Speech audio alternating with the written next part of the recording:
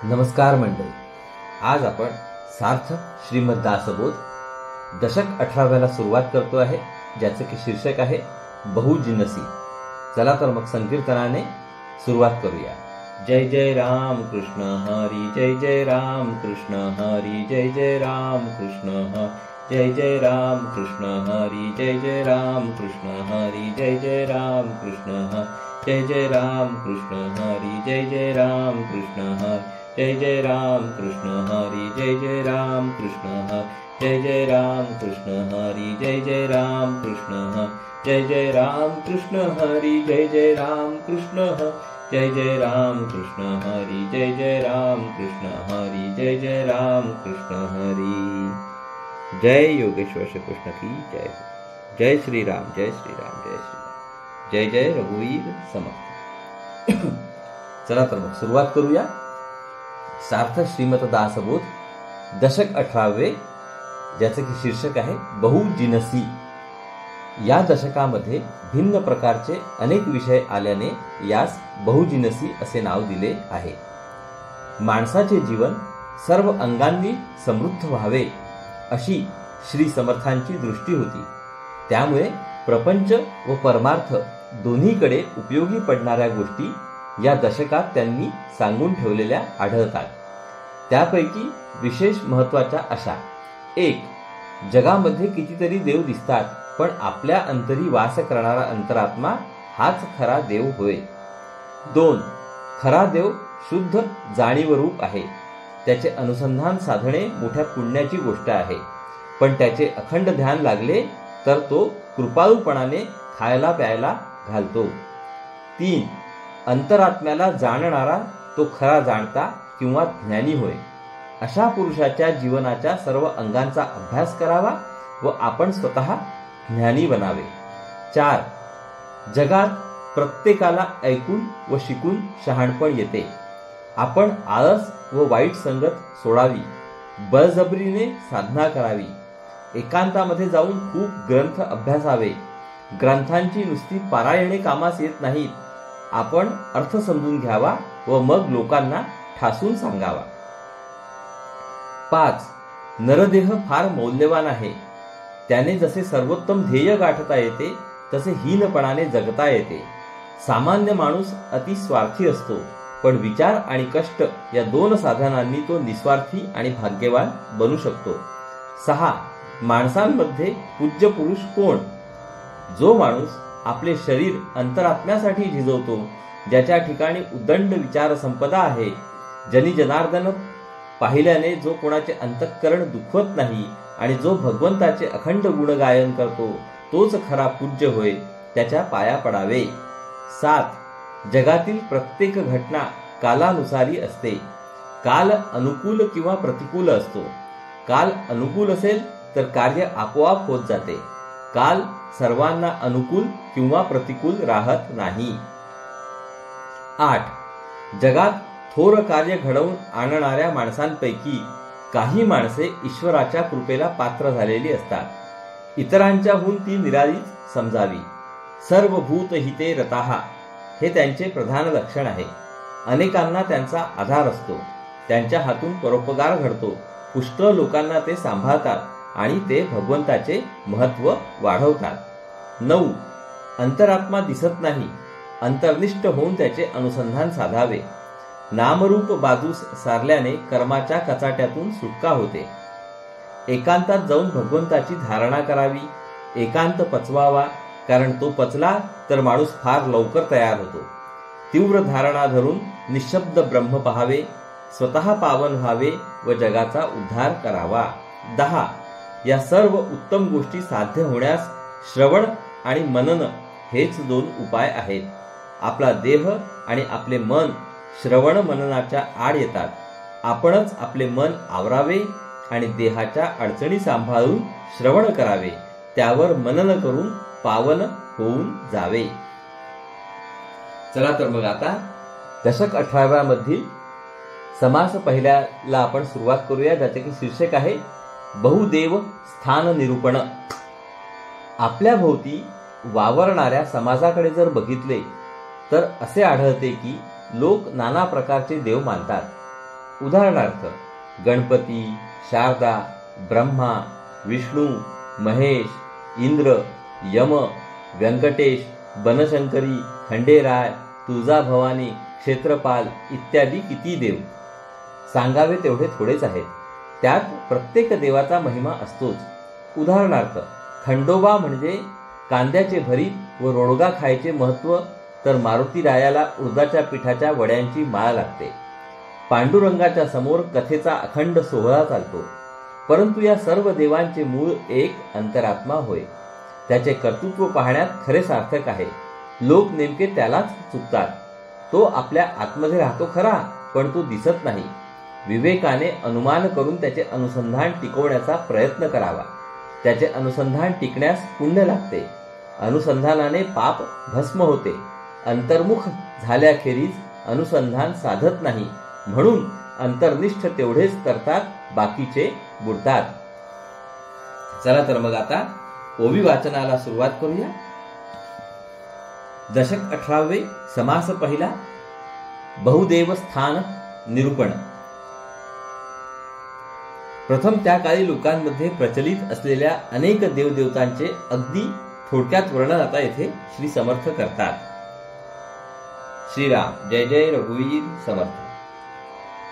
तुझ नमू गजवदना, तुझा महिमा कळेना, विद्या बुद्धी देसी जना, लहान थोरांसी. गजवदना, मी तुला नमन करतो. तुझा महिमा कळत नाही. लहान व थोर माणसांना तू विद्या आणि बुद्धी देतोस. तुझ नमू सरस्वती, चारी वाचा तुझे न स्फूर्ती, तुझे निरूपण निज रूप जाणती, ऐसे थोडे. सरस्वती, मी तुला नमन करतो. चारही वाणी तुझ्या सत्तेने स्फुरतात. तुझे खरे स्वरूप ओळखणारे जगात फार कमी असतात. धन्य धन्य चतुरानना, ता केली सृष्टी रचना, वेदशास्त्रे भेदनाना प्रगट केले. ब्रह्मदेवा, तू धन्य आहेस. तू ही सृष्टी रचना केलीस. वेद शास्त्रे व इतर अनेक भेद तू प्रगट केलेस. धन्य विष्णू, पालन करिसी, एकांशे सकळ जीवांसी, वाढविसी वर्तविसी जाण जाणो. विष्णू, तू धन्य आहेस. तू पालन करतोस.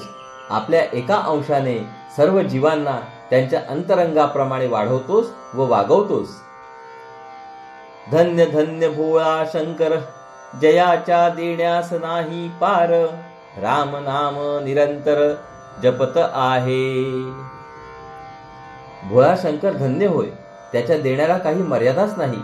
तो निरंतर रामनाम जपत असतो. धन्य धन्य इंद्रदेव, सकळ देवांचाही देव, इंद्रलोकींचे वैभव काय म्हणोनी सांगावे. इंद्रदेव धन्य होय. तो सर्व देवांचा देव आहे.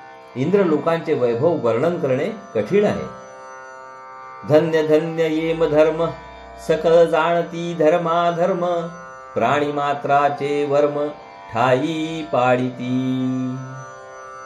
यमधर्म किंवा यमराज धन्य होय. सगळ्यांना धर्म व अधर्म यांचे ज्ञान तो करून देतो. जीवाने धर्म किती पाळला व अधर्म किती केला याचा बरोबर हिशोब तो करतो. व्यंकटेशी महिमा किती, भले उभ्या अन्न खाती, वडे धिरडी स्वाद घेती, आतस आपालांचा. व्यंकटेशाचा महिमा फार आहे.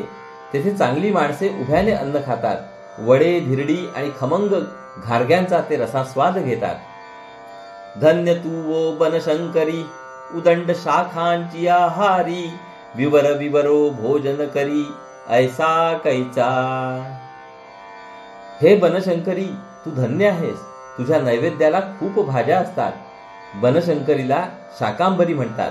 तिच्या नैवेद्याला 60 भाज्या लागतात. त्यातील प्रत्येक भाजीची चव घेऊन रसास्वाद घेणारा भक्त भेटणे कठीण आहे.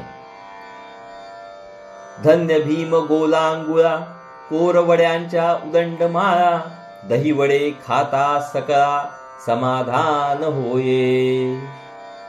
वानररूपी बलभीम हनुमान धन्य आहे. उडदाच्या पिठाचे वडे तळतात व त्यांच्या माळा मारुती रायाला घालतात. दहीवडे खाऊन सर्वांना समाधान होते. धन्य तू गा खंडे राया, भंडारे होये पिवळी काया, कांदे भरीत रोटगे खाया, सिद्ध होती. खंडेराया, तू धन्य आहेस. तुझ्या दर्शनास आल्यावर भंडाऱ्याने म्हणजे हळदीच्या चूर्णाने सगळे अंग पिवळे होऊन जाते. मग कांद्याचे भरीत आणि रोडगे खायला सगळेजण आतुर होतात. धन्य तुळजा भवानी, भक्ता प्रसन्न होते जनी, गुणवैभवास गणी ऐसा कैचा. तुळजा भवानी धन्य आहे. लोकांमध्ये जे भक्त असतात त्यांच्यावरती प्रसन्न होते. तिचे अनंत गुण आहेत, त्यांची कल्पना कोणासच येत नाही.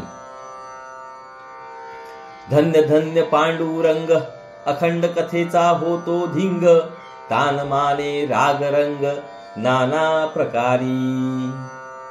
पांडुरंग तर अतिशय धन्य होय. त्याच्या समोर कथा कीर्तनाचा गदारोळ अखंड चाललेला असतो. अनेक प्रकारचा तानमान आणि राग रंग तेथे अहर्निश चालतो.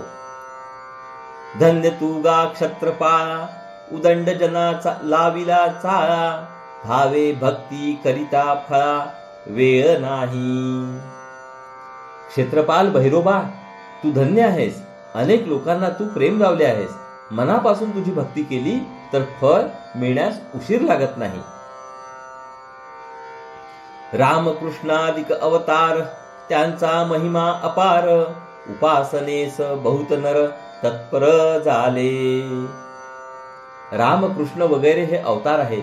त्यांचा महिमा फारच मोठा आहे. पुष्कळ लोक त्यांची अगदी मनापासून उपासना करतात. अशा रीतीने त्या काळी लोकप्रिय असलेल्या देवांचा उल्लेख करून श्री समर्थांनी प्रत्येकाचे वैशिष्ट्य सांगितले. परंतु खरा देव निराळाच आहे हे आता स्पष्ट करतात. शुद्ध जाणीवरूप अंतरात्मा हा खरा देव आहे. अंतर्निष्ठ होऊन त्याचे अनुसंधान ठेवावे. बाहेरील देवांची खूप पूजा करून अंतरात्म्याला चुकला तर माणूस अगदी चुकला.